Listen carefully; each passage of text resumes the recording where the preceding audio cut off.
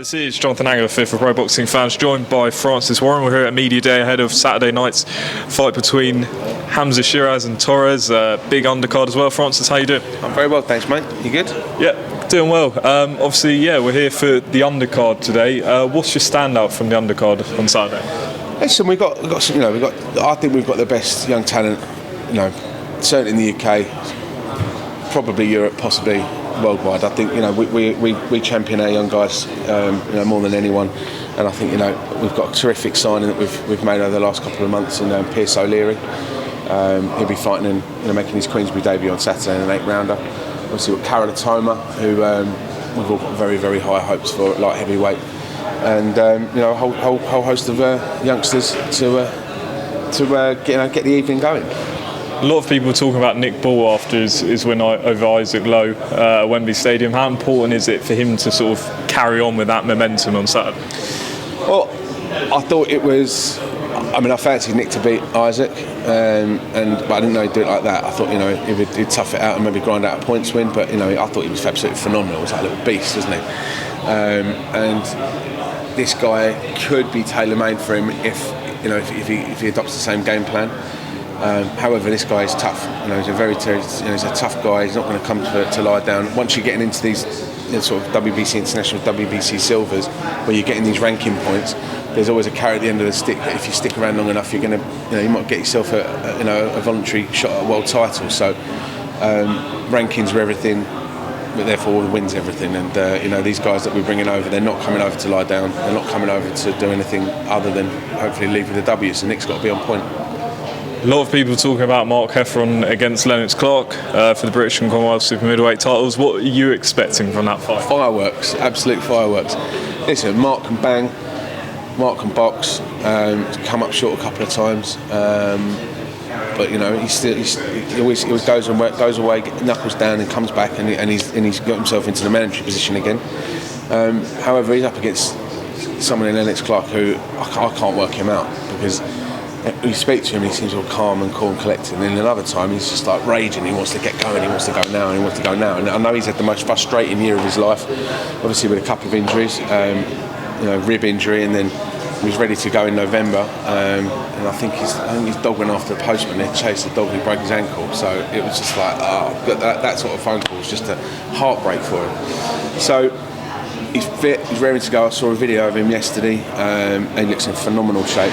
So I think he's definitely keen to be making up for lost time over the last 12 months, and to kick on from which feels like an age ago from the win against Hutchinson, which was a standout win. It was a great win. A lot of people picked Willie that night to do a job on Lennox, but he absolutely dominated him from start to finish, and he thinks he's going to do the same against Mark. We've got Hamzah Sheeraz back, top of the bill. What's sort of the path for him, do you think, going forward? Obviously, ranked in, I think, the WBO in the middleweights. What's the plan with him? It's just to pick the right fights at the right time. I know it's the oldest, the most boring answer in boxing, but that's what it boils down to. We've got some serious hot property on our hands at Queensberry, and I think it's almost like you have to pull the reins back on a few of them, because it's like Nick and then Hamzah, because they've got that belief in themselves that I think world class boxers. I'm not saying they're at world level. They've got world class potential. They believe they're the best in the world, and it's one of those things that if they don't have that belief in themselves, then what's the point? And guys like Hamzah and Nick have to pull the reins a bit and make sure that our experience shines through in terms of picking the right fights at the right time. The plan with Hamzah is to build up this ranking, to keep picking the right fights to develop his career at the right time.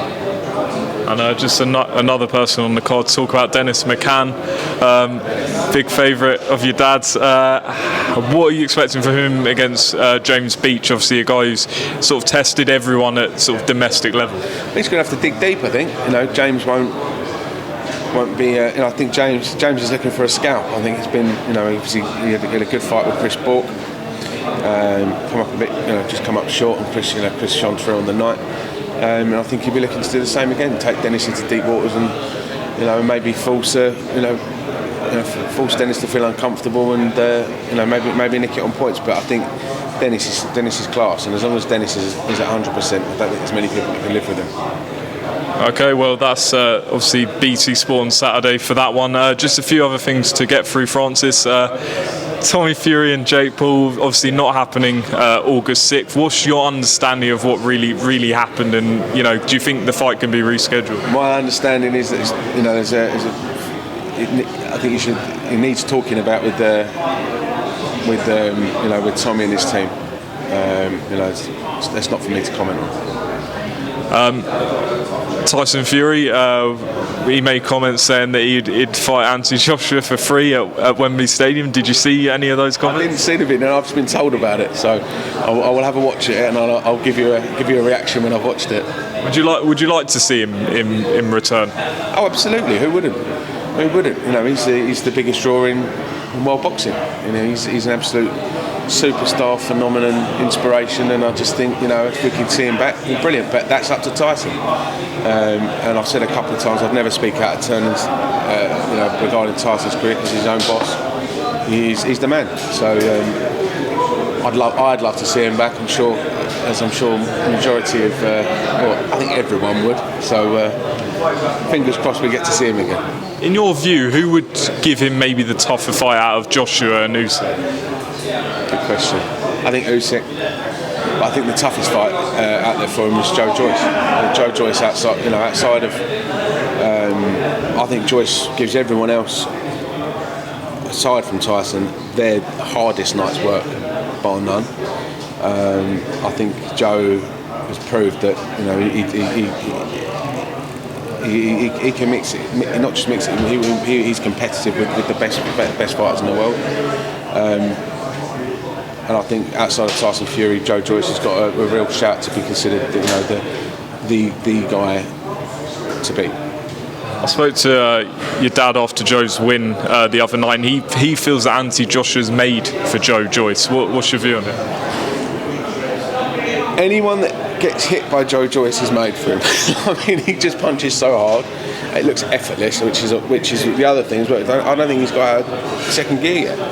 And I just think, if somebody who can absorb some of the shots that Joe absorbs, whilst almost retaining that power and that energy to do what he does. I mean, against Takam, it just was over in a flash. It just was a couple of shots, and I think that's all you need with Joe. And I think with Anthony, if he clips Anthony, I think Anthony's in trouble. Just staying on Joshua, obviously the rematch coming up August 20th. How do you see the rematch going with him and Usyk? I think it's the same fight as the last one. If Anthony's best chance against Usyk the first time around, in my view, was to jump on him and not sit back and let himself be a target. Be there for target practice. And I think it's the same fight again. If he stands there and tries to box against Usyk, I think he's in trouble. But he's the bigger man, he's the taller man, he's the more powerful man, he's the stronger man. So jump on him and use your strengths, which is your strength and which is your dominant presence. But if he tries to box him, he's in trouble. Who knows? If he jumps on him and catches, if Anthony Joshua catches anyone, they're going to be in trouble. Because, he's a powerful guy. So for me, if he doesn't jump on him quickly and early, then I think he's going to have a similar night to last time. Just moving away from that, Joe Joyce saw him beat Christian Hammer. What's sort of the plan going forward? Because I guess he's in the position where he's on the verge of a world title, but you've got the Joshua Usyk fight, you've got maybe Fury fights the winner, who knows? So what's the plan with him? Obviously September 24th, I believe, was the date mentioned. Obviously he's got to fight again. He can't just sit around waiting. He'll be probably the keenest viewer of Usyk Joshua. But yeah, we've just got to keep him going and see where the land lies after that fight. And Daniel Dubois became the WBA heavyweight champion. What did you make of his performance, and what could be next? I thought he done really well. I mean, after he had a bit of a layoff, wasn't he? First round it was a little bit rusty, but after that it was punch perfect. And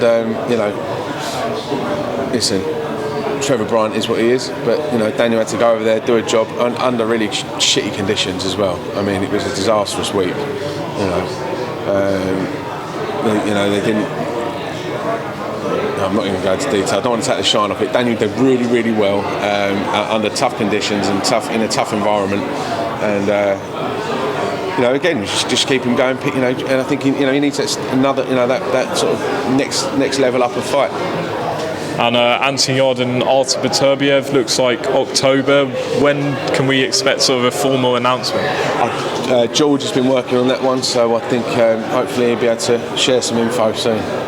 And just finally, are there any sort of, obviously you announced signing of Pierce O'Leary's fighting on Saturday, are there any other big signings coming? We've got a couple actually, but we're going to save them for the summer. So we're going to do, we'll have all you guys back together again towards the end of the summer and introduce you to a few new faces. And actually, just finishing up with some of the heavyweight talk, obviously Derek Chisora won on Saturday. Would he be someone you'd be interested in putting in with say, a Joyce or a Daniel Dubois? We made the offer to Derek a little while ago, but I just think Derek's got his own Derek's got his own path, and I think there was two guys at the weekend who had one last hurrah, and the winner got another hurrah, and that's basically where it is. I think it's not really something that is on our radar at the moment. Finally, Dillian Whyte looks to be a free agent. A lot of people were talking about him against Joyce or Dubois. What do you think? Could he be back on BT Sports? Both great fights. I'd love to have him back. All right, Francis, thanks for talking to pro boxing fans ahead of Saturday night.